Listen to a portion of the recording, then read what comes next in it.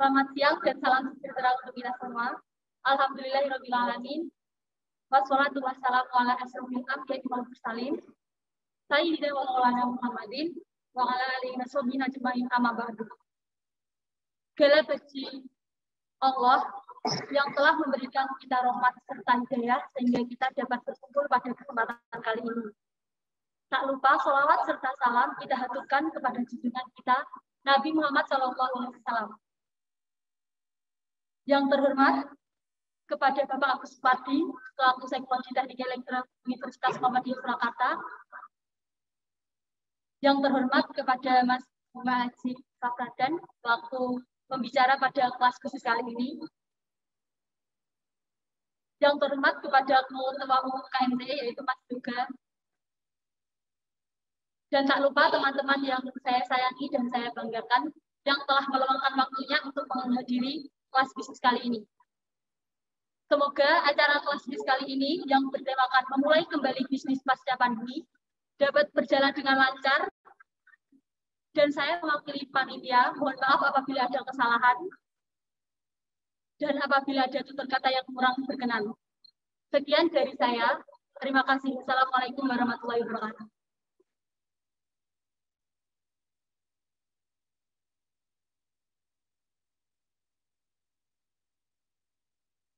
Terima kasih sambutannya dari saudari Nadia Ida Jazila. Untuk acara selanjutnya, sambutan dari perwakilan Ketua Umum KMT 2022, Saudara Rio, kami persilakan.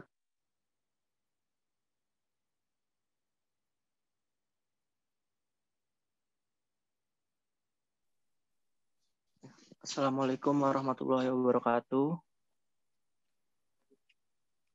Alhamdulillahirabbil alamin. Wassalatu wassalamu ala asrofil anbiya'i wal mursalin wa ala alihi wa sahbihi ajma'in. Pertama-tama kita panjatkan puji syukur kehadirat Allah Subhanahu wa taala yang telah memberikan rahmat dan hidayahnya sehingga kita dapat berkumpul pada siang hari ini dalam kegiatan kelas bisnis dengan tema memulai kembali bisnis pasca pandemi. Yang terhormat Bapak Agus Supardi yang mewakili Kepala Program Studi Teknik Elektro. Yang terhormat juga Mas Yuma Setiaji sebagai pengisi pembicara pada kegiatan kelas bisnis pada siang hari ini. Dan juga yang saya sayangi teman-teman panitia yang masih menyempatkan melakukan kegiatan kelas bisnis ini di sela-sela libur kuliahnya. Mungkin untuk kelas bisnis ini bertujuan untuk memulai bisnis kembali pasca pandemi dengan tujuan mahasiswa di teknik elektro dapat membuat bisnis sendirinya dengan dibimbing oleh Mas pembicara yang ada pada siang hari ini. Mungkin sedikit untuk sambutan saya. Terima kasih. Wassalamualaikum warahmatullahi wabarakatuh. Waalaikumsalam. Kepada Saudara Rio kami ucapkan terima kasih. Untuk acara selanjutnya, sambutan perwakilan Kepala Program Studi Teknik Elektro Universitas Muhammadiyah Surakarta yang diwakili oleh Bapak Agus Supardi, STMT. Kami persilahkan.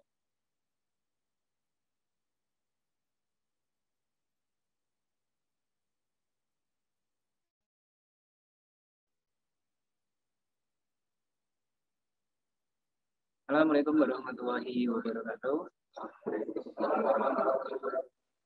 Alhamdulillah, alhamdulillahirabbil alamin.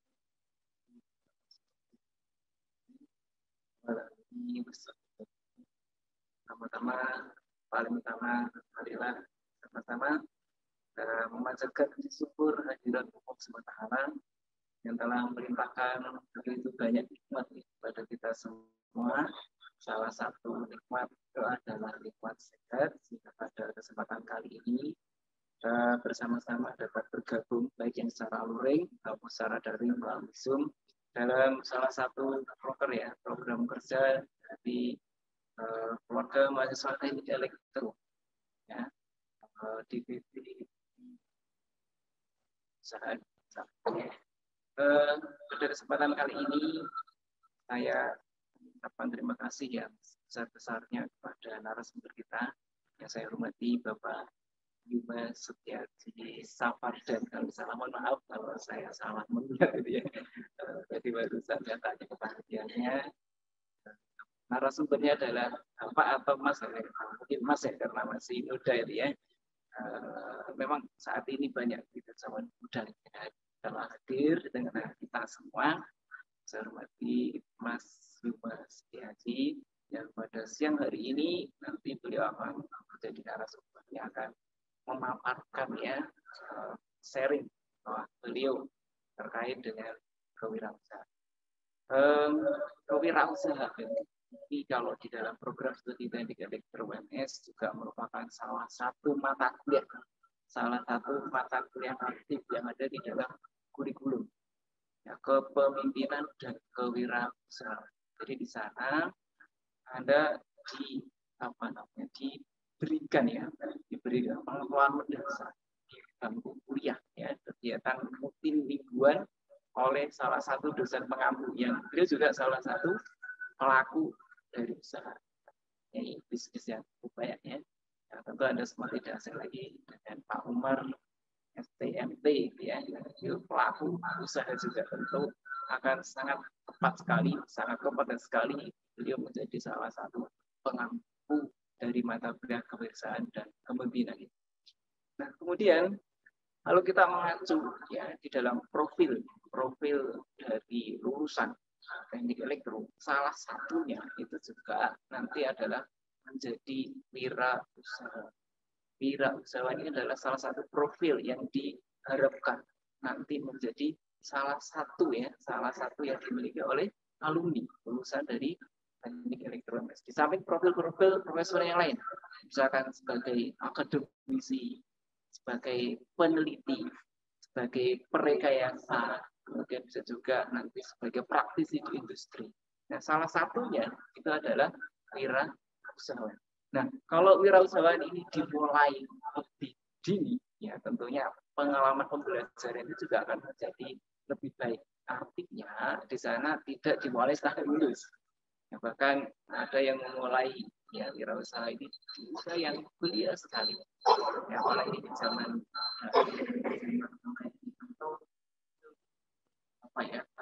banyak aspek-aspek, banyak hal yang bisa ikut ditekuni menjadi salah satu produk bisnis.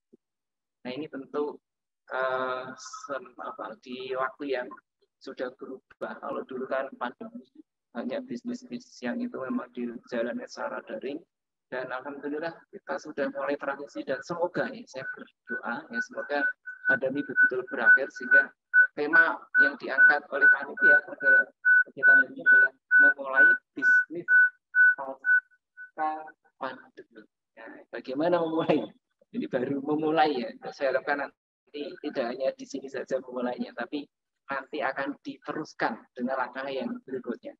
Yang saya pahami sampai saat ini bahwa yang paling berat kalau kita mau berwirausaha itu adalah memulai itu. Nah, bahkan ada yang yang menyatakan bahwa kalau kita sudah memulai itu sudah salah satu step sekian persen dari kesuksesan.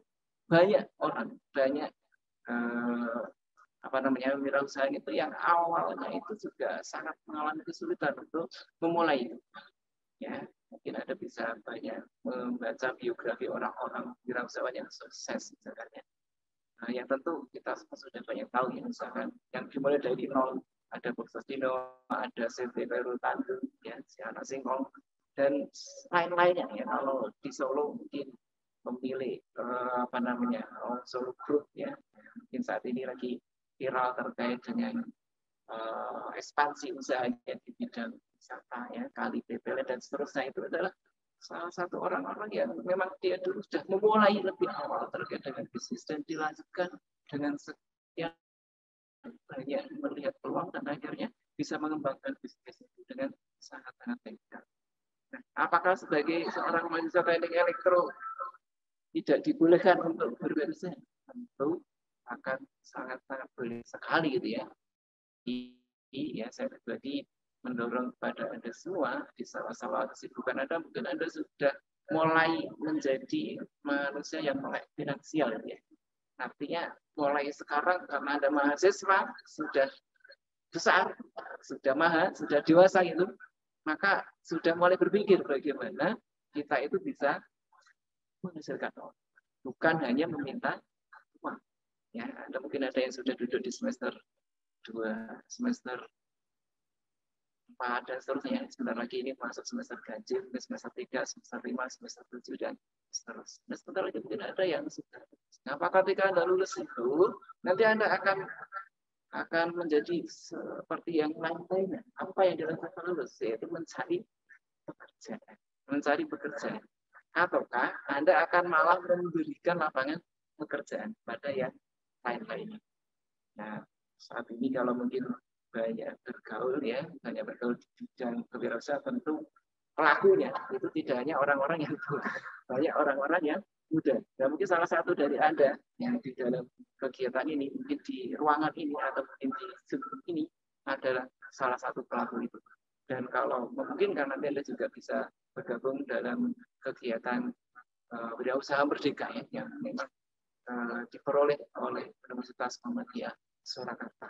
Anda bisa bergabung di sana menjadi salah satu ya perwakilan program studi dan elektro dalam kegiatan yang memang tidak semua perguruan tinggi bisa mendapatkan itu ya, mendapatkan kesempatan untuk mengelola program wirausaha merdeka. Nah, karena itu kesempatan kali ini nanti saya berharap ya mewakili Kaprodi Pak Heru yang saat ini bersamaan dengan acara yang lain sehingga mewakili kepada ini. Saya berharap seluruh peserta nanti memperhatikan paparan materi dari narasumber dengan sebaik-baiknya. Kemudian setelah diperhatikan, mulailah diresapi dan yang paling penting dimulai. Ya, dimulai. Nah, terserah Anda mau mulai yang apa, tentu tidak semua hal itu bisa dilakukan oleh masing-masing itu unik ya. Masing-masing itu punya potensi. Nah, potensi apa yang bisa Anda kembangkan sebagai salah satu bisnis Anda, wirausaha Anda, mumpung masih muda, belum terlambat. Nah, kalau sudah tua, baru mulai. Nah, itu yang Anda repot. Saya kira begitu saja sambutan dari saya, tidak kalau saya panjangkan. Ya. Lagi saya ucapkan terima kasih kepada narasumber, kepada seluruh panitia yang sudah berusaha bekerja dengan baik-baiknya untuk menyiapkan acara ini. Semoga acaranya nanti dapat berjalan dengan lancar dan memberikan manfaat yang sebesarnya untuk kita semua. Secara begitu, saya akhiri. Assalamualaikum warahmatullahi wabarakatuh.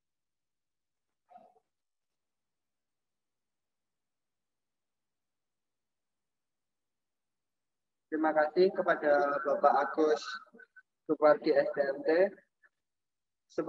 Sebelum memasuki acara yang utama, saya akan membacakan CV dari pemateri kita pada kali ini.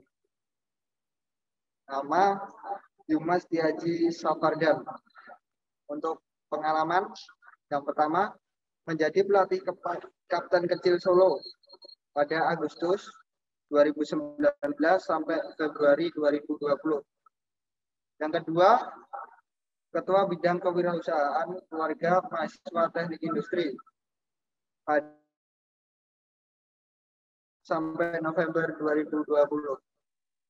Yang ketiga, Si Kreatif Karang Taruna pada November 2018 sampai November 2021.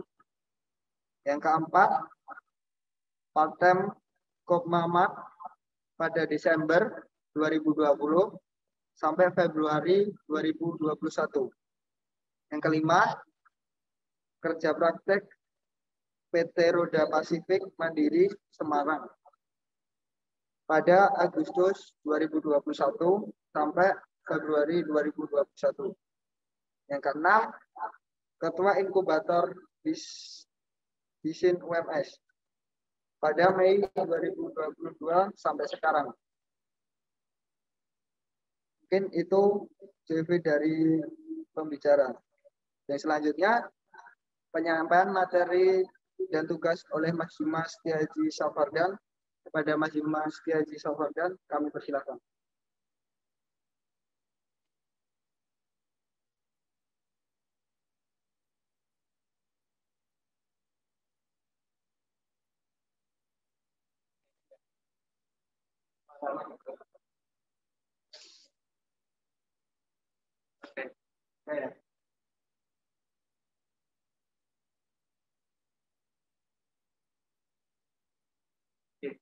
Bismillahirrahmanirrahim. Assalamualaikum warahmatullahi wabarakatuh.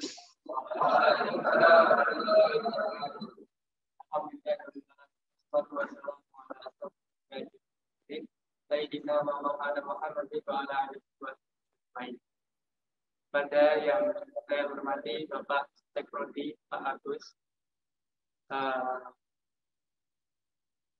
perwakilan dari Ketua Elektro, Ketua FDE, Mas Tio, dan Ketua Panitia Mbak Nadia, dan seluruh panitia yang bertugas serta peserta yang datang secara offline maupun yang ada di Zoom meeting. Selamat siang, perkenalkan nama saya Mas Yaji dari Teknik Industri Angkatan 2018. 3 minggu yang lalu mungkin ya Mas Dery ya. Mas Dery menghubungi saya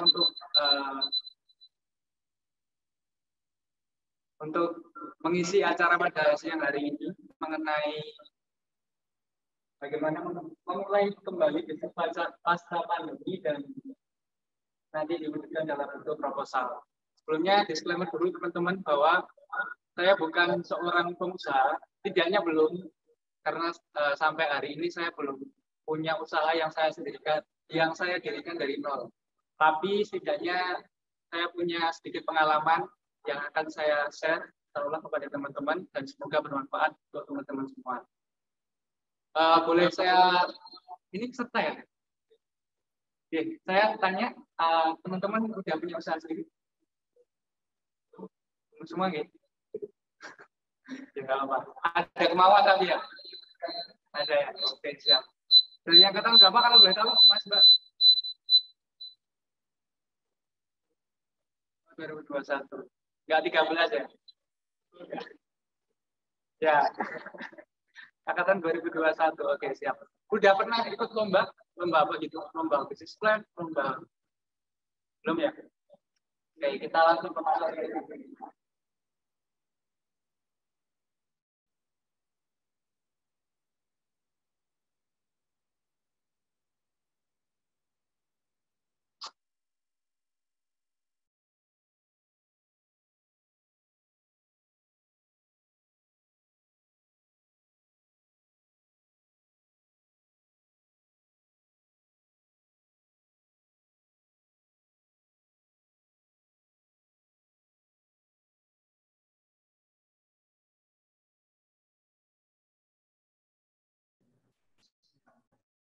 Kalau yang di Zoom meeting ini udah ada teman-teman yang punya usaha?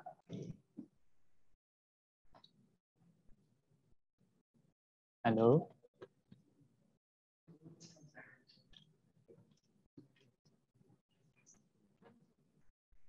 Siapa ini? Anggota 2 Moncong Merah. Ini siapa itu ya?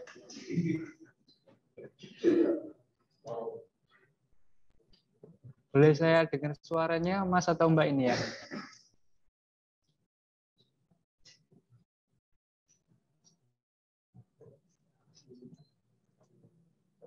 Audrey Lovers.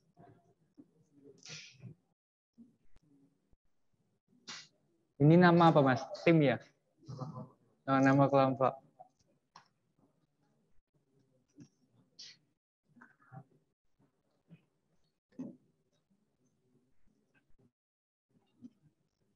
Udah bisa, udah bisa.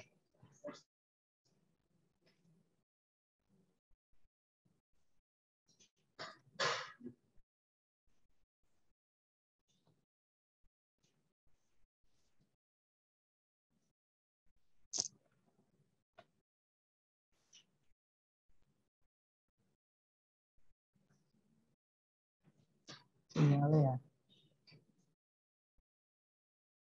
Aduh.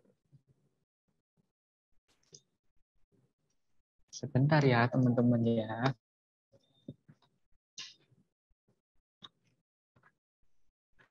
Nah.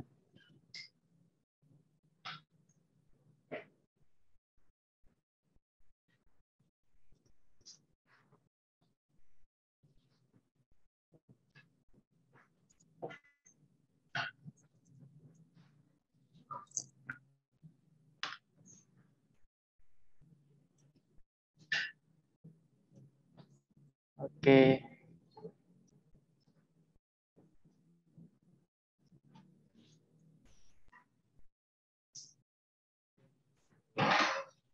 Ya, saya mulai teman-teman ya semua. Jadi ini tentang sharing bisnis. Insya Allah saya akan bagikan pengalaman saya, walaupun cuma sedikit, tapi semoga bermanfaat. Yang pertama adalah tentang definisi bisnis.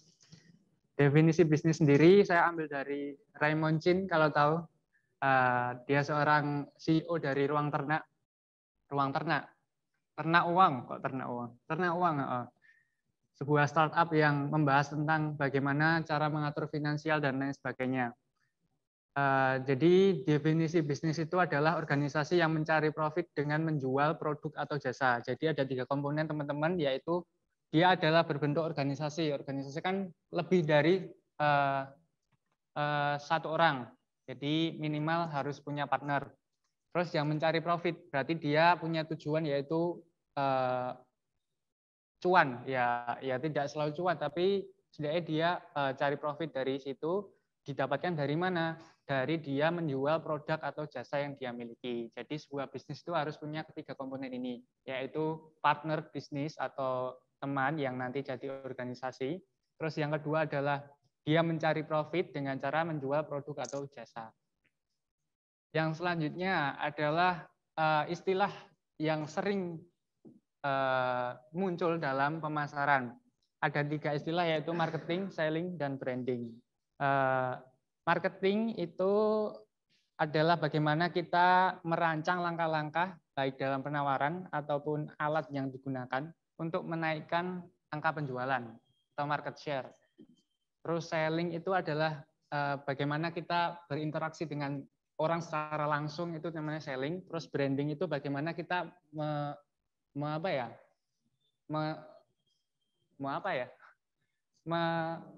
membuat produk kita itu tetap diingat oleh konsumen. Jadi tetap terngiang-ngiang di kepala gitu. Nah, sebagai contohnya,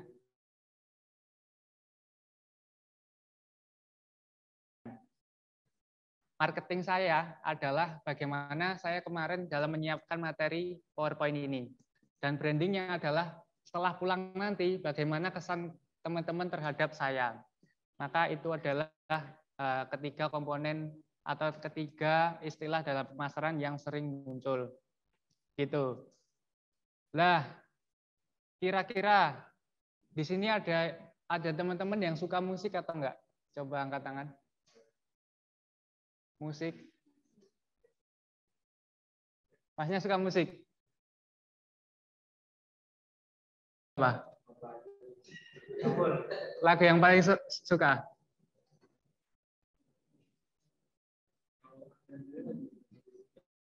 Lagu Jawa ya? Apa judulnya? Apa judulnya? Aja dibanding-banding gitu ya. Ya. Kira-kira suka kenapa, Mas? Aja dibanding-banding gitu. Nyaman ya? Oke. Ya, lagi ada alasan lain? Gitu ya. Oke. Nah, seabsurd itu teman-teman. Jadi kalau orang suka itu kadang nggak bisa dijelasin. Begitu juga dengan pemasaran. Kadang kita itu memilih suatu produk itu juga, wah kita tanpa mikir panjang. Kadang impulsif, terus kadang juga kita mikir-mikir tapi ada sesuatu hal yang beda dari produk itu loh. Nah, kita dalam pemasaran itu dibantu oleh yang namanya marketing mix 9P. Apa itu marketing mix 9P? Marketing mix itu adalah bauran pemasaran atau strategi pemasaran yang mengkombinasikan beberapa faktor atau kegiatan pemasaran sehingga dapat didapat formula maksimal untuk menarik perhatian dari calon pelanggan. Ada 9P. Kenapa disebut 9P? Ya karena depannya huruf P semua ya teman-teman ya. Fungsi dan tujuannya apa? Memaksimalkan potensi produk. Yang kedua, memaksimalkan alokasi sumber daya. Yang ketiga adalah menetapkan strategi promosi yang efektif dan efisien. Kita bahas P-nya satu-satu. P yang pertama adalah tentu saja produk. Menurut Kotler Armstrong, nah ini Bapak pemasaran. Produk merupakan segala sesuatu yang dapat ditawarkan kepada pasar agar menarik perhatian, akuisisi, penggunaan, atau konsumsi yang dapat memuaskan suatu keinginan atau kebutuhan. Yang pertama adalah convenience goods atau produk sehari-hari, kebutuhan sehari-hari yang kalau habis pasti dia beli lagi. Contohnya apa? Pasta gigi. Terus apa lagi? Ndok, ya ndok. Terus apa lagi? Apa lagi? Teman-teman yang di online juga boleh bicara loh ya. Apa lagi?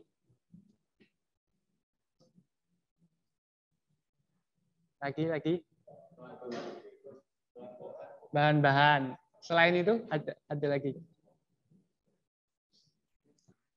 Oke, pokoknya convenience good itu adalah barang kebutuhan sehari-hari yang dia itu enggak kalau habis itu pasti dia beli lagi. Nah, kebanyakan orang-orang yang mencari barang convenience good ini adalah orang-orang yang memilih berdasarkan harga, terus dia menarik perhatian, didelok ning raki, weh, DE punya kemasan yang menarik perhatian. Misal warnanya mencolok atau DE senang warna abang terus DE milih dan lain sebagainya. Pokoknya convenience good ini dalam membelinya tidak perlu memikirkan konsumen, itu biasanya impulsif gitu loh. Yang kedua adalah shopping goods, barang-barang yang dalam membelinya itu butuh pertimbangan, kayak bandingke. Misal kayak aku pakai bahasa Jawa tahu ya? Tahu kan ya? Aku beli iPhone atau beli Samsung ya. Aku beli Nike atau beli Puma ya dan lain sebagainya. Pokoknya dia ada pembandingnya sehingga shopping goods ini harus menarik pelanggan di bagian value. Terus yang ketiga adalah produk specialty goods, yaitu dia produk yang keunikannya itu beda daripada yang lain. Contohnya yang ada di foto ini. Kira-kira ini gambar apa teman-teman? Ada yang tahu? Yang ketiga, specialty goods. Orang main gitar aja. Nggak ada yang menyadari ya. Itu dia mainnya kidal. Jadi kan gitar kalau dipakai orang kidal kan punya segmen sendiri kan, nggak semua orang main gitar kidal kan. Nah itu barang-barang ya specialty goods. Terus unsold goods, apa itu? Barang yang dicari, barang yang nggak dipikirkan tapi dibutuhkan pada saat dicari. Contohnya apa? Kijing atau apa ya nih? Batu nisan. Batu nisan kan nggak semua orang cari kan. Memang kan kita cari batu nisan kalau ada tetangga atau kerabat kita yang meninggal dunia baru kita cari. Nah, kita harus tahu dulu produk kita itu masuk dalam mana. Soalnya keempat ini punya cara pemasaran yang berbeda-beda. Gitu. Terus P yang kedua adalah price atau harga. Harga merupakan jumlah uang ditambah beberapa produk kalau mungkin yang dibutuhkan untuk mendapatkan sejumlah kombinasi dari produk dan pelayanannya.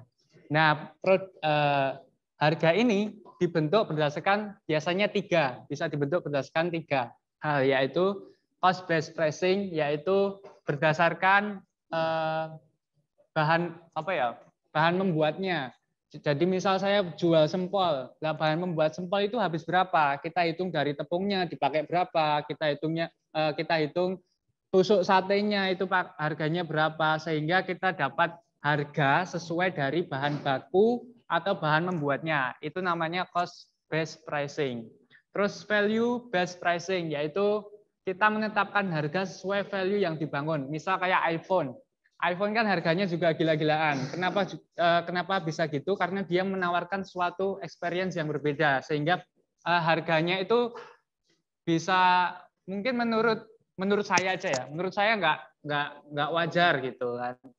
Terus yang ketiga adalah competition based pricing, yaitu menetapkan harga sesuai dengan kompetisi, sesuai dengan apa namanya ya, kompetisi pasar. Jadi misal saya jualan bakso bakar. Saya jualan bakso bakar, di sini harganya kompetitor harganya 1.000. Lah, paling-paling saya jual itu juga di sekitaran 1.000, nggak mungkin 5.000 dan lain sebagainya, karena base-nya itu competition based pricing, biar bisa bersaing dengan kompetitor. Itulah intinya. Terus yang ketiga adalah place, yaitu tempat atau distribusi. Tempat memiliki peranan yang sangat penting bagi pelaku usaha untuk memastikan keberadaan dan keberedaran produknya. Hal ini tak lain karena tujuan utamanya adalah untuk menyediakan barang yang dibutuhkan dan diinginkan konsumen pada waktu yang tepat, pada waktu dan tempat yang tepat. Nah, tempat ini seiring dengan berkembangnya waktu, teman-teman, ada 4 ini. Yang pertama kan akses, terus tempat parkir yang luas, nyaman dan aman, terus lalu lintas menyangkut kepadatan seperti orang yang lalu lalang, terus visibilitas, bagaimana toko itu bisa dilihat dari jalan utama dan lain sebagainya. Seiring dengan berkembangnya waktu, itu place itu nggak lagi tempat yang fisik tok gitu kan. Ini juga menyangkut tentang bagaimana kalian itu membuat nama Instagram misal, biar ketika ketika orang cari itu mudah. Terus terus koan. Terus yang lain, masalah keberedaran produknya. Nah, ini juga menjadi pembelajaran juga, teman-teman. Kalau misal kita itu berani jual atau berani mencari segmen pasar yang lingkupnya luas, ya pastikan keberedarannya itu mudah gitu loh. Misal kayak kemarin, saya mau jual patung. Saya mau jual patung itu biasanya segmennya cuma Soloraya. Tapi bapak saya itu pengen jual lewat Shopee. Ketika ada orang beli lewat Shopee, tapi dia mintanya dikirim ke Kalimantan, kita bingung. Gimana ngirim patung yang mudah riskan, terus biayanya mahal ke Kalimantan. Kita nggak bisa gitu loh. Akhirnya kita tolak. Nah, itu juga patut dipikirkan masalah keberadaan dan keberedaran produknya. Seperti itu. Terus yang keempat adalah promotion. Promosi merupakan bentuk persuasi langsung melalui penggunaan berbagai insentif yang dapat diatur untuk merangsang pembelian produk dan jasa atau meningkatkan jumlah pembelian barang. Tujuannya apa? Untuk mengkomunikasikan dan mempengaruhi calon konsumen untuk menerima dan membeli produk perusahaan secara terus-menerus. Lah, ini adalah apa, teman-teman? Ini adalah customer journey. Jadi customer itu lewati proses ini dulu sebelum dia tapi customer itu selalu melewati proses ini. Ini diutarakan oleh siapa namanya ya? Hermawan Kertajaya dari channel Marketeers. Nanti teman-teman juga bisa lihat. Dari tahap 0 ya teman-teman ya. Dari tahap aware. Bagaimana kita menciptakan awareness kepada calon customer kita. Contohnya PMAS lah. Awareness itu berarti ngerti. Oh, ternyata ning UMS wis ono boba loh, misal boba ya. Misal kita pakai produk boba. Ada boba loh. Oke. Orang-orang udah pada ngerti. Biasanya ini pakai apa? Pakai penawaran atau apapun yang menarik perhatian dari orang-orang. Bisa apa aja, misal makan di tempat gratis dan lain sebagainya. Itu pakainya awareness. Terus appeal. Appeal-nya apa? Bagaimana kita memindahkan orang yang sudah tahu produk kita menjadi tertarik kepada produk kita. Lah itu gimana caranya? Ya kita masukkanlah promosi-promosi, misal diskon berapa persen, 90%, 80% dan lain sebagainya ya. Itu banyak sekali taktikalnya. Terus appeal ke us. bagaimana orang yang tertarik kepada produk kita menjadi tanya atau setidaknya mencari informasi tentang produk kita. Nah, ini pentingnya bagaimana kita membuat review atau ulasan di internet. Kan zaman sekarang pakainya internet. Misal kalau orang itu cari produk kita, sebisa mungkin buat reviewnya itu menarik sehingga orang-orang yang mencari produk kita lewat internet itu, oh produk kita benar-benar bagus. Nah itu biasanya nanti bakal customer bakal beli atau menuju ke tahap keempat yaitu act atau melakukan pembelian. Nah dalam melakukan pembelian ini ketika pelanggan mungkin senang, itu secara sendirinya dia akan melakukan yang namanya advocate atau menyebarkan informasi tentang produk-produk itu kepada teman-temannya, kerabatnya dan lain sebagainya. Oh produk ini bagus, oh bebaiki enak karena kenyil-kenyilnya akeh, karena susune oke dan lain sebagainya, karena mbak sing dodol ayu misal kayak gitu. Terus yang kelima adalah people, aspek partisipan. Orang yang berkaitan dengan sumber daya manusia yang ada pada suatu perusahaan. Ini mengatur dari segi bagaimana sikap partisipan itu terhadap konsumen saat melayani. Terus yang kedua adalah pengetahuan partisipan tentang produk dan perusahaan. Misal ditakoki, Mas, produk apa ya contoh ya? Misal kita jualan di toko mana ya? Di Indomaret. Terus ada orang yang tanya sama kita, Mas, teh botol masih ada enggak? Terus kita jawabnya seenaknya, enggak. Golekno dhewe to Mas, aku ya lagi pusing. Misal kayak gitu. Kira-kira sikap pelanggan kayak gimana? Kan juga perlu perlu pelatihan lah kalau misal masalah people atau orang-orang yang terlibat dalam usaha kita. Jadi dalam people ini mengatur dua hal ini tentang bagaimana sikap partisipan atau orang-orang yang ada di perusahaan kita itu terhadap konsumen. Terus yang kedua adalah pengetahuan orang-orang yang bekerja di perusahaan kita tentang produk dan perusahaan yang ada di kita gitu. Yang keenam adalah physical evidence atau bukti fisik. Nah ini orang-orang atau pemilik perusahaan biasanya sering menggampangkan urusan ini. Misal kayak tampilan fisik tempat usaha. Nah saya tokonya fokus online kok, Mas. Terus sehingga tampilan fisik usaha di toko offline ini diabaikan. Padahal juga toko offline itu ada pentingnya juga gitu loh. Terus tampilan desain toko online. Ini masalah fit ya, masalah fit. Kalau teman-teman sudah berpindah ke usaha online, ini tampilan feed dan lain sebagainya, feed maupun foto produk itu harus terlihat menarik agar calon konsumen juga tertarik akan produk yang dijual. Dan yang ketiga adalah tampilan produk. Produk yang menawan akan memberikan kesan atau citra baik ke benak konsumen. Ini masalah tentang branding, teman-teman. Yang ketujuh adalah proses. Proses itu menyangkut tentang banyak ya, proses produksi, proses pembayaran, proses pengiriman, dan lain sebagainya. Terus yang ke-8 ini public relation, yaitu hubungan masyarakat ya. Ini untuk menciptakan kesan ke pelanggan tadi. Terus bagaimana mengontrol agar pelanggan itu enggak bicara seenaknya tentang produk kita itu gimana. Ini diatur dalam 3 hal, yaitu tercapainya hubungan yang baik antara perusahaan dengan pelanggan. Ini bisa lewat admin sering berhubungan dengan pelanggan secara misal kasih tips-tips dan lain sebagainya atau menanyakan kabar juga gitu juga bagus. Atau cara-cara yang lain yang disesuaikan dengan value perusahaan.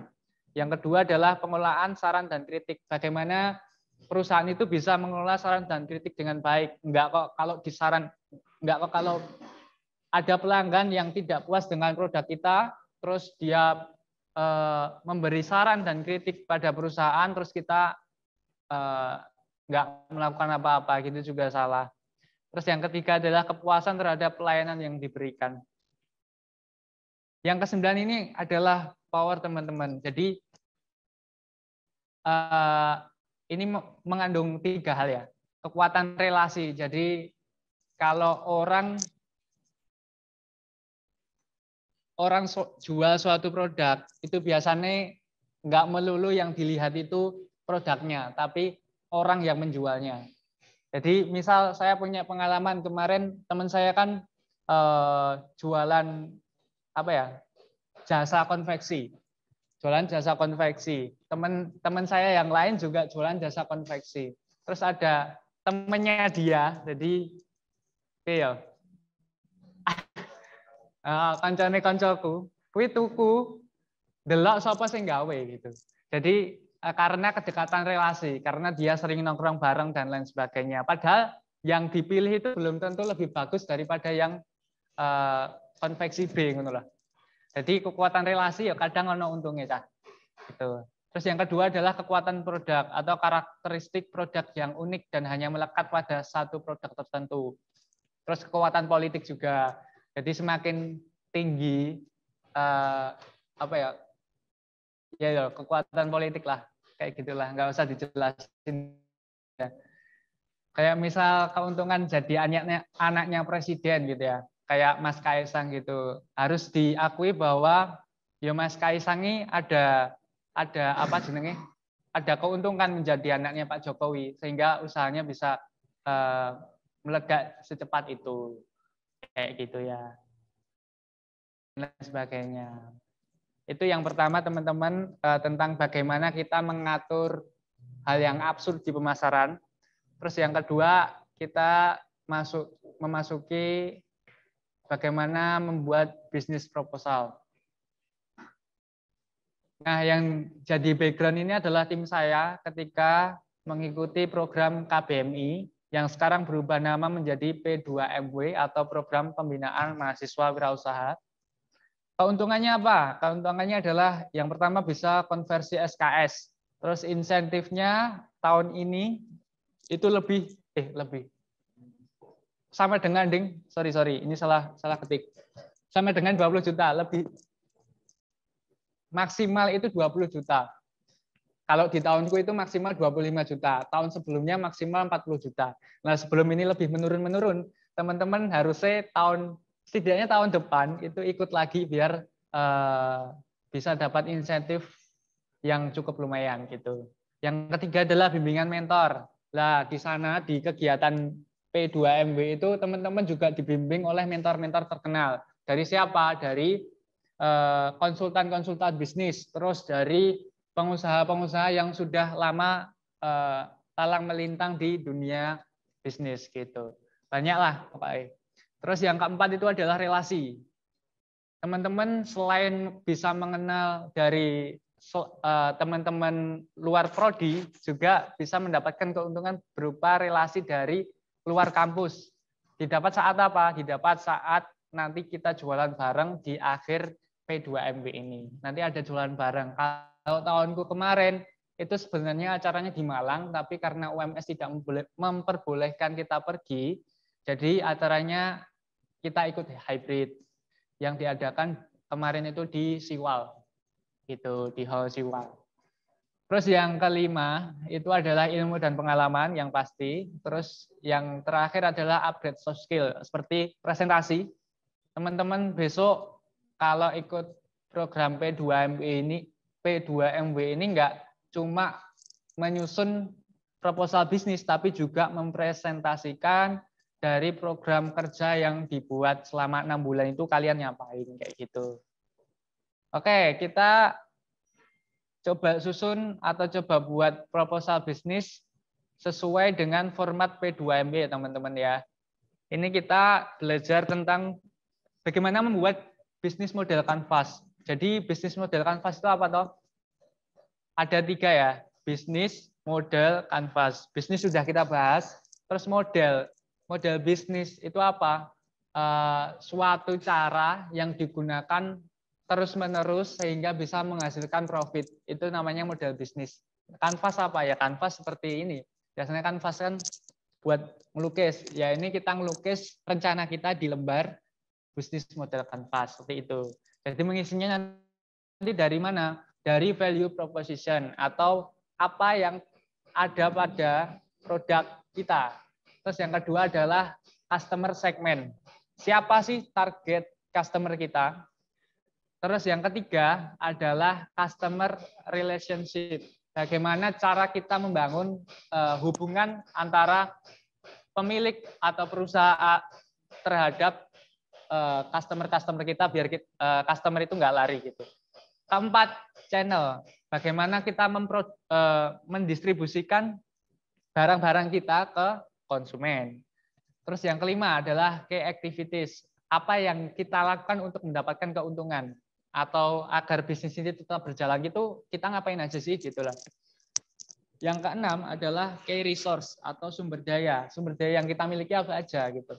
Yang ketujuh adalah key partner atau teman-teman kita dalam menjalankan usaha ini siapa aja. Apakah ada dari pihak ketiga atau siapa, disebutkan di situ. Terus yang ke-8 ini cost structure, itu modalnya itu apa aja, dipakai untuk apa aja. Terus revenue stream atau pendapatannya itu kita peroleh dari mana saja. Seperti itu. Kita langsung masuk ke contohnya. Nah, ini usaha apa ya? Usaha apa ya ini ya? Aku lali itu. Oh, anu iki. Apa namanya? Kayak ruang guru gitu loh. Jadi startup yang atau dia menjual aplikasi untuk apa senangnya? Menjual ilmu-ilmu lah, konten-konten. Lah value-nya apa? Solusi belajar yang cepat dan mudah dipahami oleh mahasiswa. Kita anggap ini perusahaannya ruang guru ya teman-teman ya. Jadi value proposition-nya apa? Solusi belajar yang cepat dan mudah dipahami oleh mahasiswa. Customer segmennya siapa? Ada mahasiswa. Mahasiswa yang seperti apa? Ingin belajar efektif dan paham materi secara cepat. Terus yang ingin bimbingan dan latihan agar nilai akademik maksimal. Teman-teman harus membuat customer segment ini begitu detail ya. Mungkin bisa ditambah umur juga, bisa ditambah gender juga kalau perlu, atau behavior, bagaimana keseharian dari customer segment teman-teman. Terus yang selanjutnya adalah mengisi ini ya tadi ya, customer relationship. Nah ini cara kita membangun kedekatan terhadap konsumen. Caranya gimana? Bikin konten website agar teman-teman itu nggak cuma di aplikasi, tapi juga bisa lihat website. Terus konten sosmed, email list, live chat website, dan lain sebagainya. Terus channelnya, kita dalam memberikan pelayanan itu gimana? Pakai online meeting. Terus ruang belajar bersama jika bisa offline. Jadi ini bagaimana mendistribusikan produk kita ke konsumen.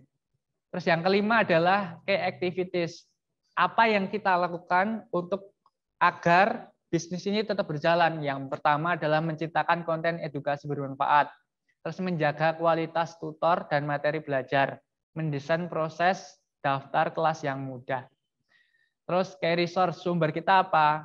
Kita punya tutor atau pengajar yang berkualitas. Yang kedua adalah materi lengkap dan update. Terus yang ketiga adalah tim manajemen yang kolaboratif, sistem yang reliable. Terus key partnernya siapa? Key partner atau mitra kita siapa? Yaitu influencer yang memperkenalkan tutorku lebih banyak murid tutor. Memperkenalkan tutorku lebih banyak. Oh, influencer yang memperkenalkan ke lebih banyak murid, gitulah ya intinya. Kayak misal di ruang guru itu kan dia menggandeng Iqbal siapa jenenge? Iqbal Kobe Junior ya. Terus yang selanjutnya itu cost structure. Nah, ini biayanya dibagi menjadi dua, fixed cost dan variable cost. Fixed cost itu pengeluaran yang setiap bulannya itu pengeluarannya sama, ya guru itu tok. Nah, variable cost itu yang pengeluarannya bisa berubah-ubah tergantung situasi. Fixed cost, di sini dia memerlukan apa sih? Sistem dan website. Jadi membayar website kan biasanya setahun ya, nyewa apa itu, host ya. Bisa setahun, bisa sebulan. Ya kita anggap itu setahun dan berarti biayanya masuk ke fixed cost. Terus biaya promosi dan diskon, plus biaya tetap lainnya. Variable cost yang bisa berubah-ubah itu pembagian hasil tutor, koordinator, dan tim manajemen. Jadi gajinya itu tergantung dari siswa yang mendaftar ke kita itu berapa. Itu dari cost structure atau pengeluaran dari perusahaan. Itu dipakai buat apa aja ditulis di sini.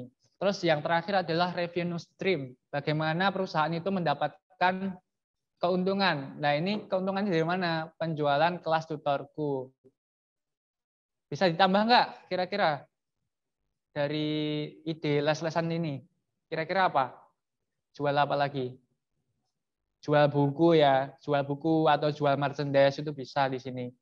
Jadi biar bisa menambah revenue stream itu banyak caranya lah. Gitu, nggak cuma penjualan kelas tutorku. Nah, yang selanjutnya adalah tabel value proposition. Ini alternatif biasanya teman-teman. Yang sering digunakan adalah BMC ya, Business Model Canvas. Tapi ini juga merupakan alat bantu saja untuk menentukan bagaimana value produk kita. Yang kotak ini adalah value proposition. Terdiri dari produknya kita apa, terus gen creator itu bagaimana kita menciptakan kesenangan baru bagi pelanggan, dan ini pain relievers atau bagaimana kita mengobati masalah dari customer lagi. Terus yang bundar ini itu adalah customer profile. Customer job itu diisi pekerjaan atau kebiasaan dari calon target customer kita. Lah, gains-nya ini adalah D itu yang dicari dari suatu produk itu apa toh gitu. Terus pains-nya ini adalah rasa sakit atau apa ya jenenge ya? Kesusahan, problem dia apa? Nah, sebagai contoh, kita menggunakan aplikasi ojek online. Produknya dia apa? Oh, sorry. Dari sini dulu, dari customer dulu. Customer targetnya siapa? Kita bedah berdasarkan behavior. Dia itu menyasar orang yang travel ke suatu tempat atau functional job, ingin berpindah-pindah dari satu tempat ke tempat yang lainnya.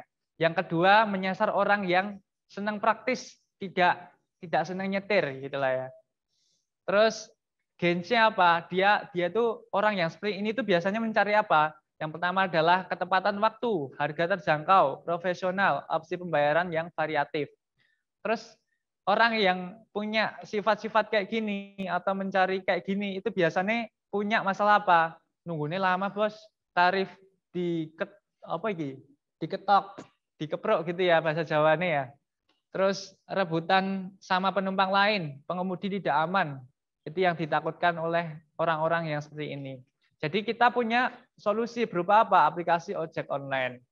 Kelebihan dari aplikasi ojek online apa? Hemat waktu. Oke, menyelesaikan masalah dari tepat waktu. Terus pengemudinya profesional karena kita mengadakan sistem rekrutmen yang bagus. Terus sistem ratingnya pengemudi juga bagus atau juga bisa dilihat. Jadi masalah tentang profesional kita dapat mengatasinya. Terus yang selanjutnya instant booking. Ini mengatasi masalah dari customer yang nunggu lama tadi. Terus harga sesuai sistem itu mengatasi yang ini dan lain sebagainya. Itu bisa teman-teman sesuaikan sesuai produk dan customer yang teman-teman targetkan. Nah, di P2MW itu di bagian pertama atau bab pertama itu membahas tentang latar belakang. Latar belakang bisa diisi teman-teman oleh profil singkat tentang usaha teman-teman dan latar belakang. Misal kayak kemarin di KBMI itu aku jualan adu wedang, usaha frozen food dengan menu jajanan pasar yang sehat dan bergizi. Latar belakangnya apa? Karena masa itu sedang pandemi itu sedang naik-naiknya. Saya ingin menyasar ibu-ibu yang suka masak tapi malas keluar rumah. Jadi produk saya bisa masuk ke segmen itu. Saya jelaskan tentang latar belakangnya, pandemi COVID ngene-ngene bla bla bla bla bla menyebabkan orang tidak bisa mobilitas, terus kita punya produk yang berbentuk frozen food dari jajanan pasar yang bisa dimasak oleh ibu-ibu dan mbak-mbak gitu ya, karena kita dulu menyasar ke mbak-mbak dan ibu-ibu yang bisa disantap kapan saja gitu. Jadi sebutkan latar belakang teman-teman sekalian, terus mengapa bisnis tersebut didirikan, meliputi apa kategori usaha, kondisi perkembangan usaha saat ini, dan struktur organisasi usaha. Jadi di latar belakang ini nggak usah banyak-banyak teman-teman, cukup 2 paragraf saja udah bisa mulai gitu. Terus deskripsi usaha, yaitu noble purpose, yaitu tujuan mulianya dari produk teman-teman itu apa? Dicari tujuannya yang mulia itu misal kayak apa ya? Ya tadi, misal kayak adu wedang, usaha menu jajanan pasar, usaha apa sih adu wedang? Adu wedang usaha frozen food dengan menu jajanan pasar yang sehat dan bergizi. Noble purpose-nya apa? Menciptakan produk yang sehat dan bergizi untuk mengatasi masalah ibu-ibu yang tidak suka masak ribet, misal kayak gitu. Itu noble purpose. Terus konsumen, disebutkanlah karakteristik calon konsumen potensial itu seperti apa yang teman-teman target. Terus problem atau masalah calon konsumen potensialnya itu seperti apa. Potensi pasarnya seperti apa. Silakan disebutkan secara detail di situ. Itu kan dibantu oleh yang tadi ya. Di sini ya, teman-teman bisa menuliskan yang ada atau yang sudah teman-teman buat di customer profile. Terus yang ketiga apa? Produknya teman-teman seperti apa? Silakan dijelaskan, disertai dengan foto tentunya. Yang keempat adalah sumber daya, pembagian kerja orang atau anggota yang ada di tim teman-teman gitu. Jadi misal A ngerjain A sebagai apa, kompetensinya apa, dia ngerjain apa. Gitu. B ngapain. Jadi pembagiannya jelas di situ. Terus sumber daya fisik dan non fisik. Misal kita usaha apa ya, adu wedang tadi lah. Usaha frozen food, kita udah punya barang-barang produksi seperti panci dan lain sebagainya, kita sebutkan di sini sumber dayanya apa aja. Terus yang terakhir adalah keuangan usaha, bagaimana keuangan selama 6 bulan terakhir, misal apakah sehat atau enggak, itu dicantumkan di proposal. Terus yang selanjutnya itu adalah rencana kegiatan. Sudah tahu latar belakangnya seperti apa, sudah tahu apa yang akan dicapai atau goalnya seperti apa. Terus bagaimana kita mencapai goal tersebut. Caranya ya dengan marketing mix 9P yang saya terangkan di awal tadi. Terus tipsnya, ini sedikit tips dari KBMI 2018. Yang pertama adalah cari usaha yang pasarnya luas. Nah, ini di awal-awal juga sempat jadi pembicaraan teman-teman tim saya pada waktu itu karena pada saat pengajuan proposal kita itu sebenarnya ada 3 alternatif. Yang pertama adalah usaha budidaya jalak. Terus yang kedua adalah usaha patung. Yang ketiga adalah usaha frozen food. Ya, frozen food jajanan pasar tadi. Kita melihat dari ketiga produk itu yang paling banyak pasarnya adalah yang frozen food. Makanya kita pakai yang frozen food gitu. Terus yang kedua adalah tahu value produk yang dijual. Nah, jadi sebelum kita menawarkan produk kita itu ke konsumen, kita itu harus merangkai kata-kata biar menarik. Misal kayak tadi, adu wedangnya apa? Misal ada orang yang tanya, adu wedangnya apa sih Mas? Kita dapat dengan mudah menjelaskan dengan tagline yang kita buat sendiri. Usaha frozen food dengan menu jajanan pasar yang sehat dan bergizi. Itu sudah merupakan jawaban bagi calon konsumen gitu. Yang ketiga adalah bahasa yang digunakan semenarik mungkin. Nah, ini ada kaitannya dengan ilmu copywriter ya. Teman-teman juga bisa ulik sendiri nanti copywriter. Terus yang keempat adalah laporan keuangan yang jelas. Nah, di KBMI 2018 2021, sorry. Itu laporan keuangan yang dibutuhkan itu adalah laporan keuangan selama 6 bulan terakhir. Jadi kalian buat laporan penjualan selama 6 bulan terakhir itu gimana? Ya, dan yang jelas ya, misal ada produk yang kalian miliki ada 4, ya diterangin 4-4-nya itu selama 6 bulan terakhir gimana gitu. Bisa dibuat grafik dan lain sebagainya. Yang kelima adalah cari teman yang mau kerja, karena tentu dalam organisasi itu ada aja masalahnya. Misal ada orang yang nggak mau kerja, terus ikut nama tok dan lain sebagainya. Nek bisa jangan, karena MBKM ini kan penerapan apa ya, biar kita bisa bekerja langsung gitu loh. Ya nek bisa ya dimanfaatin dengan semaksimal mungkin gitu. Terus yang keenam adalah cari dospem yang kooperatif. Dosen pembimbing juga punya sifat dan karakter yang berbeda-beda, teman-teman. Cari dosen pembimbing yang kalau di chat itu gampang jawabnya atau cepat jawabnya gitu. Nah, ini adalah yang tadi disampaikan Pak Agus. Sebaik-baiknya panah, anak panah itu adalah anak panah yang dilemparkan, gendang segera dilemparkan gitu loh. Jadi percuma teman-teman punya ide yang bagus, tapi nggak segera dieksekusi. Jadi jalani dulu aja. Gitu. Terus waktunya berapa menit lagi Mas Dery?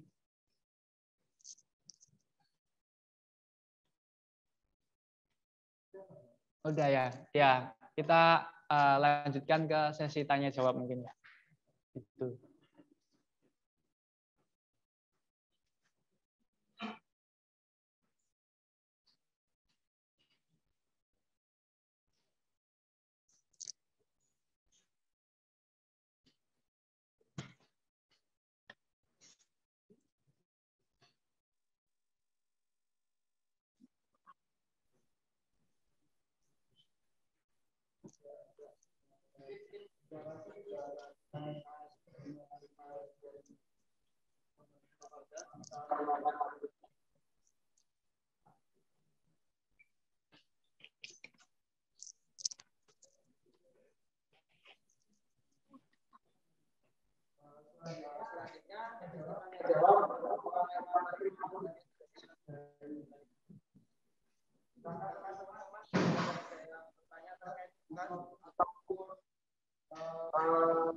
Materi kelas bisnis pada hari ini mungkin bisa ditanyakan.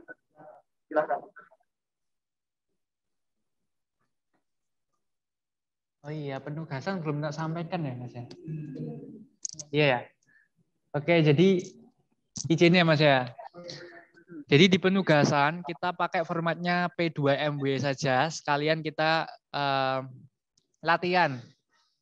Kan juga insya Allah P2MW yang tahun depan itu formatnya nggak beda-beda banget dari tahun sekarang. Karena itu saya tadi sudah kirim ke Mas Dery untuk format P2MW-nya itu dibaca dan dipakai menurut format yang sudah saya sampaikan. Mas Dery ya, nanti dikirim di grup ya. Nah itu dibuat sepahamnya teman-teman aja nggak apa-apa, biar nanti kita sekalian belajar dan bisa evaluasi proposal yang baik itu seperti apa gitu. Jadi dibuat sebisanya dulu gitu. Udah Mas, udah.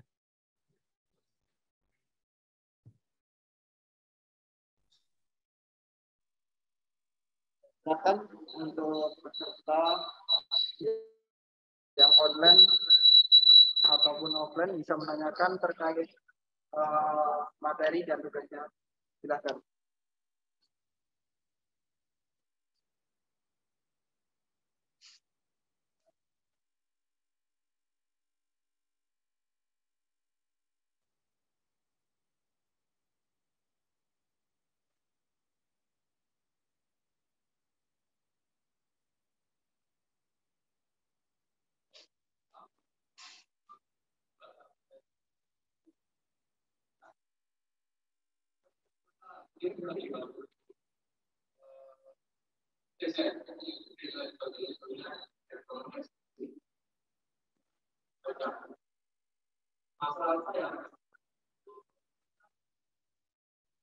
Awal saya dari Bali sini, kalau yang besar, kalau ini sekarang kalau saat itu di kita biasanya pasal harga ini menjadi 200 sih karena dari harga nah itu ya kamu balik batang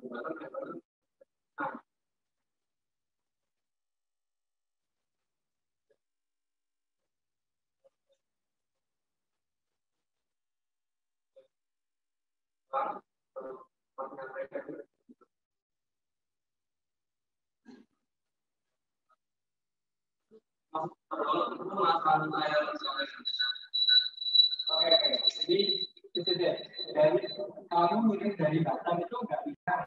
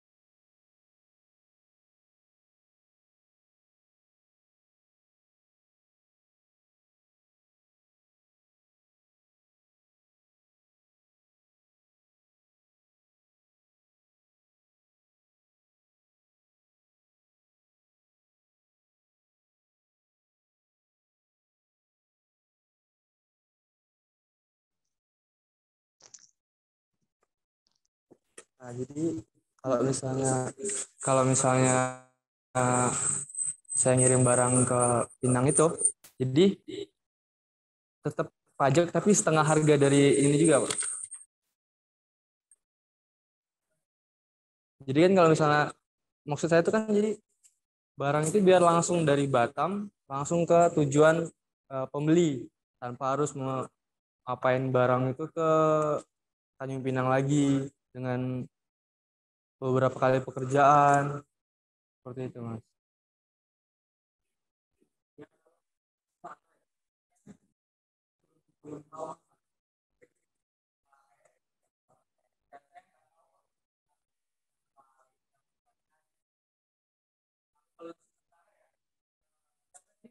Rizky. Mas Rizky bisa cari temen yang di sekitar Batam yang pajaknya mungkin sedikit. Mana ada nggak? Selama ini belum dapat sih. Udah coba cari tapi belum dapat. Nah, coba cari itu dulu. Nanti jadi kayak dijadiin seperti gudang gitu. Jadi numpuknya barang di sana semua, Mas. Itu. Paham enggak? Itu lebih kayaknya dari segi harga.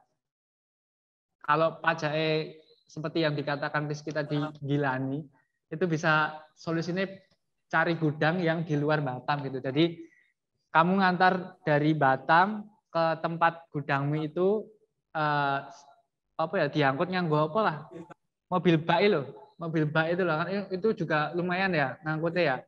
Nah itu istilahnya kamu nggawe gudang baru di situ biar dari segi pengiriman itu lebih banyak, terus dari segi pajak itu lebih sedikit daripada Batam gitu. Kalau solusi sementara saya kayak gitu, Mas Rizky. Apakah itu bisa diterapkan kayak? gimana ya, udah dilakuin sih kayak gitu, cuman Nggak efektif. sebenarnya masih kurang gitu. Oh gitu. Jadi siap buka usaha ini sama teman-teman ya juga karena finansialnya naik turun, jadi ada beberapa teman yang milih buat keluar karena Udah coba FBS belum? belum. Nah itu itu bisa dibus pakai itu sih. Jadi kadang saya sampai apa ya, ngomong sama orang perpajakan gini-gini minta tolong segala macam, itu tetap nggak bisa juga. Nah emang harus pajak. Nah kalau di Batam memang nggak pakai pajak, jadi keluarnya pajaknya lebih besar daripada pajak yang di asli daerah-daerah dekat Jawa sini gitu. Oke, nanti coba kita lanjut di luar ya ngobrol ya. Oke oke. Mungkin itu dulu Mas Rizky, kalau maaf kalau belum bisa menjawab ya. Siap. Itu. Lanjut dulu, Mas. Siap.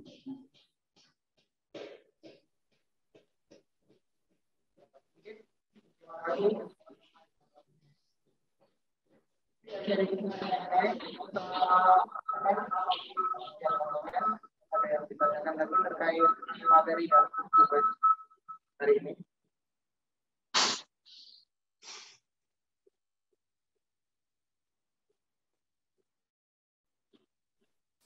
Besok ini pakai apa, Mas? Presentasinya pakai apa? PPT. Oke.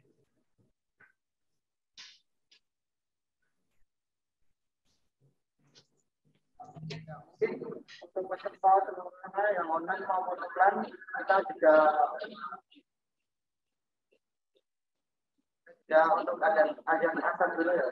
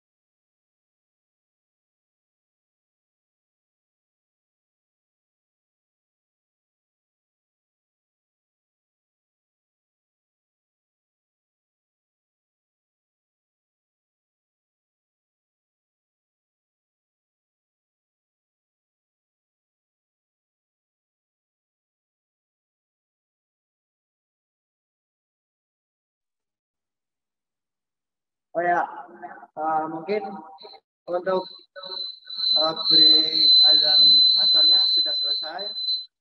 Dari peserta yang online ataupun yang offline, mungkin ada yang ditanyakan nggak terkait materi dan penugasannya? Silakan teman-teman.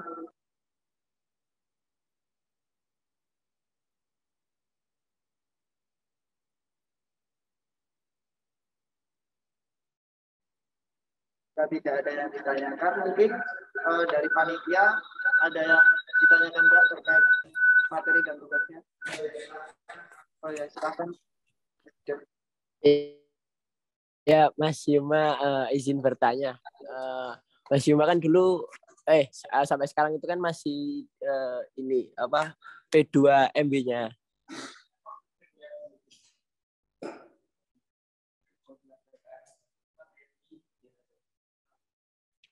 Nah, itu apa namanya? Pantangan terberatnya itu apa ya, Mas? Iya.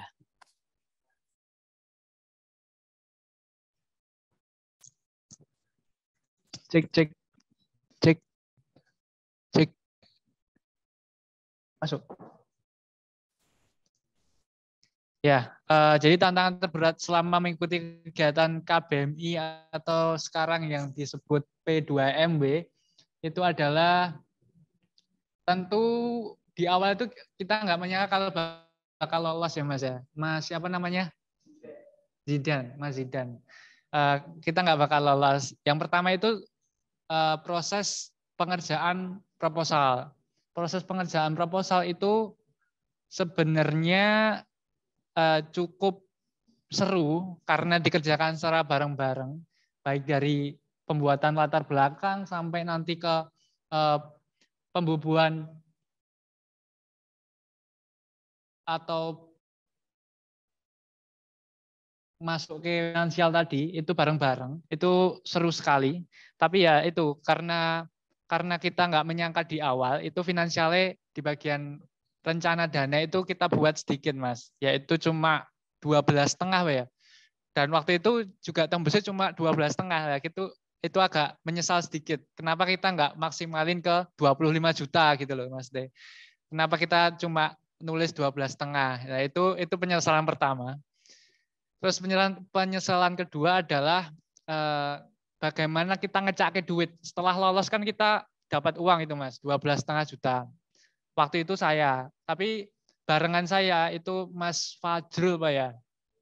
Ya, Mas Fajrul Falah dari Pendidikan Bahasa Inggris dan tim itu bisa tembus sampai 22,5. 22.500.000. Lah, pada saat realisasi dana untuk kita ngecake 12,5 itu mau dibuat kemana, saya itu nggak membuat sistem gaji, itu yang pertama, kesalahan yang pertama. Karena dalam kita usaha itu gaji kan perlu dipikirkan. Terus yang kedua adalah usahanya sendiri. Jadi usaha adu wedang itu sebenarnya bukan usaha saya, usaha mbaknya teman saya. Usaha mbaknya teman saya ini juga menyebabkan masalah. Masalahnya apa? Karena ini bukan usaha dari anggota kelompok, maksudnya usaha mbak kelompok, mbak anggota kelompok. Jadi kita nggak bisa memantau dalam proses ada perbaikan juga nggak langsung, harus kita rapatkan dulu bersama beliau Mbak E anggota tim Kukui dan lain sebagainya. Termasuk di awal-awal itu juga kita sempat ribut gara-gara menentukan jumlah jumlah atau harga yang mau dikeluarkan untuk produk itu. Jadi satu sempol itu dulu mbaknya itu jual harga 10.000. Dari kami kita meminta untuk menurunkan harga kulaan. Jadi sistemnya waktu itu kita kulaan. Kulaan itu di harga 8.000 sampai 9.000. Jadi satu produk itu kita cuma untung 1.000 sampai 2.000 Mas. Dan itu sangat menurutku sangat kecil-kecil banget. Sangat kecil sekali. Karena apa ya? Karena alasannya Mbak karena dia nggak mau menurunkan harga kita kulaan itu karena ya emang bahan bakunya itu naik turun Mas, nggak bisa kita prediksikan. Dan itu salahnya kita karena kita nggak koordinasi dulu dari awal gitu. Jadi ya masalah yang kedua adalah usaha itu bukan milik kita sendiri sehingga dalam proses pengembangannya susah gitu. Karena yang namanya bukan milik sendiri ya mesti susah kan gitu. Terus yang ketiga itu masalah pembagian waktunya. Karena tadi nggak ada sistem gaji, itu orang-orangnya udah nyepelekin dalam artian gini. Waktu itu saya gini ya, sedang sibuk-sibuk ke KP. KP itu kerja praktek, teman-teman elektro juga ngalami pasti nanti. Nah itu dalam sibuk-sibuknya praktek, saya itu setidaknya menyempatkan waktu untuk ngirim dagangan. Tapi dari teman-teman itu nggak bisa, ya banyak alasannya. Omahku wadoh lah, terus apa namanya, lagi ono tugas iki dan lain sebagainya. Nah itu nggak bisa saya paksakan karena apa? Karena nggak ada sistem gaji tadi. Mungkin itu sih masalah terbesar. Dan masalah selanjutnya ya mungkin sebagai ketua tim ya kudu akeh-akeh ngalah sih Mas. Soalnya kan laporan per bulan itu harus tetap ada. Dan itu kalau teman-teman lain nggak bisa dijaga, ya ketuanya harus yang maju. Karena laporan setiap bulan itu harus ada untuk apa? Untuk menjaga integritas UMS gitu. Sebagai apa penerima dana hibah, anggotanya atau orang-orang yang lolos itu harus mempertahankan integritas UMS ben nek DE DKI UMS ternyata nek DKI dana ki DE tanggung jawab loh setidaknya dalam bentuk laporan. Seperti itu sih. Semoga bisa menjawab pertanyaan. Ya, terima kasih Mas Ima. Oke, Zidan. Nah, ini sedikit ya. Ini PPT yang saya gunakan di lomba FT, lomba BMC, Business Model Canvas di Fakultas Teknik, dan lomba di Business Plan di mana namanya? FEB. Dan alhamdulillah juara 1 ya. Padahal PPT-nya sederhana. Yang di FEB nggak pakai ini, tapi desainnya agak beda. Tapi usahanya satu usaha yang sama. Nah, jadi teman-teman untungnya belajar bisnis proposal itu ya itu satu usaha bisa didaftarin ke lomba mana aja gitu loh. Jadi kemungkinan juaranya kalau materinya itu udah settle bisa enak lah, nggak usah effort lebih. Nah, ini pertama judul kita buat apa namanya ini namanya ya logonya dulu biar kelihatan profesional gitu ya. Padahal mah enggak itu. Ya ini anggota timnya diperkenalkan dulu. Terus latar belakang permasalahannya karena ini kita membahas tentang ekspor ya, tentang pisang. Saya masukkan data-data ekspor pisang di situ. Kebutuhan pisang berapa dan lain sebagainya. Terus nah dari pisang itu kita tunjukkan value-nya apa. Nah, di value budidaya pisang ini ada banyak. Dari daunnya bisa dimanfaatkan, buahnya bisa dimanfaatkan, bibitnya, pelepah, dan nanti juga bisa ditambah menjadi wisata edukasi budidaya pisang gitu ya. Terus selanjutnya value-nya apa? Value-nya ya ini, produk yang bervariasi, menggunakan pupuk organik, kualitas bibit unggul. Pokoknya disampaikan kelebihan-kelebihan dari produk teman-teman sekalian. Pasti di skip sih. Lah, aktivitas bisnisnya apa? Ya kita harus merawat tanaman pisang itu, terus mengelola lahan, mengelompokkan hasil panen, pengelolaan pisang, terus pemasaran. Mitranya siapa? Petani, pengusaha tempe, pedagang buah, toko oleh-oleh, dan lain sebagainya. Nah ini saya tampilkan pengeluarannya usaha ini itu dipakai untuk apa aja dan pendapatannya itu didapat dari mana aja gitu. Marketingnya dilakukan secara offline dan online. Terus market segmennya. Nah terus saya buat pamflet, eto-etoan pamflet ini. Ini pamflet apa namanya? Yang saya buat padahal usaha ini nggak ada gitu loh. Jadi enaknya lomba bisnis plan itu juga gitu. Kita nggak harus punya usaha, tapi kita bisa membuat bayangan dari usaha yang akan kita buat seperti ini. Kita nggak ada sentra budidaya pisang menjual daun pisang dan pelepah pisang nggak ada, biasanya cuma dibuat aja. Terus kita buatkan pamflet tentang buahnya, kita buatkan pamflet tentang bibitnya, kita buatkan pamflet untuk pendapatan yang lainnya. Kita rencananya waktu itu mau buat warung gedang, warung yang menjual aneka olahan gedang gitulah. Nah ini ditambahkan bukti fisik kayak misal, oh iki loh budidaya iki ono tenan. Walaupun sebenarnya usaha-usaha yang lain seperti menjual daun pelepah pisang dan bibit itu yang nggak ada. Yang dijual cuma buah itu. Gitu sih. Nah ini ditambahi value perusahaan, berbeda, bermanfaat, dan berprofit. Itu teman-teman ini jadi gambaran buat PPT minggu depan gitu ya. Itu sih saya kembalikan ke Mas MC.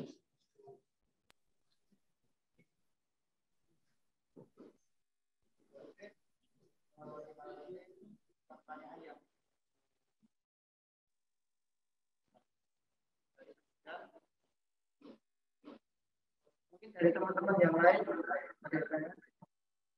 Silakan Mbak Jitu.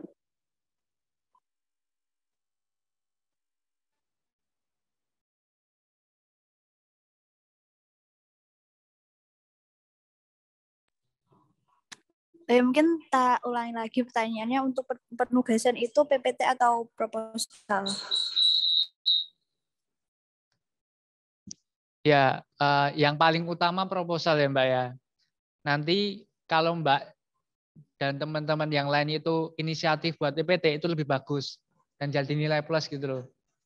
Terus dan yang paling penting kalau bisa dicantumin BMC-nya. Soalnya kan tadi kita juga belajar tentang BMC. Nah, itu sih yang paling penting. Kalau isinya terserah mau ambil yang mana aja. Karena proposal bisnis itu sebenarnya nggak ada patokan utama nih. Tapi menurut versi P2MW ya seperti yang dikirimkan Mas Dery tadi. Kayak gitu.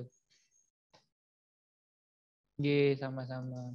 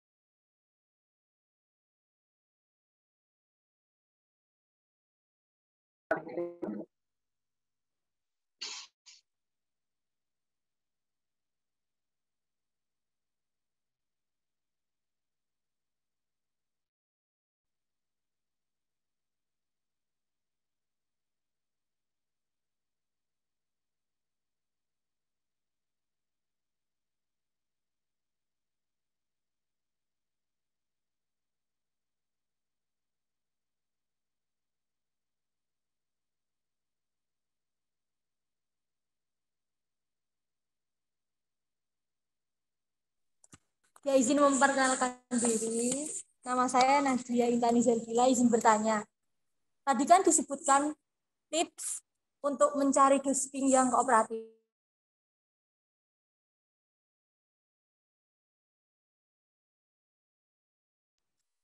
Ya, makasih pertanyaannya Mbak Nadia Intani Zalbila.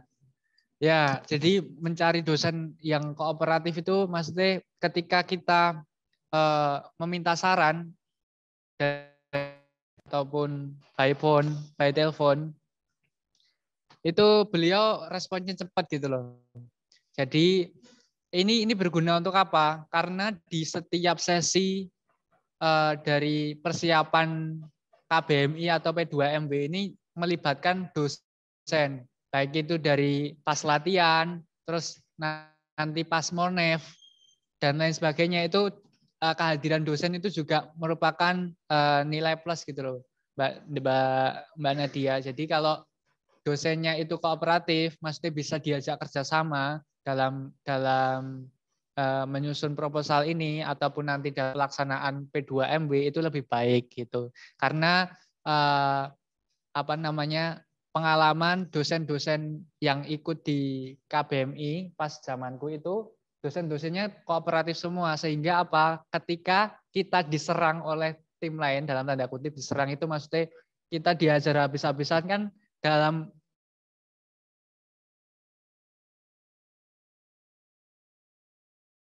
sebelah itu udah mana? Multazam ya Mas ya. Hotel Multazam itu satu malam di situ kita digembleng habis-habisan untuk apa? Membuat PPT yang bagus. Terus yang kedua untuk latihan presentasi. Nah di situ tim lain itu boleh nyerang, kayak mengibaratkan DE dosen juri gitu loh. Jadi ketika dosenmu pembimbing itu nggak datang ya, jadi nggak ada backingan gitulah istilahnya gitu. Dan banyak banget fungsi-fungsi dospem yang lain. Itu Mbak Nadia, semoga menjawab pertanyaan.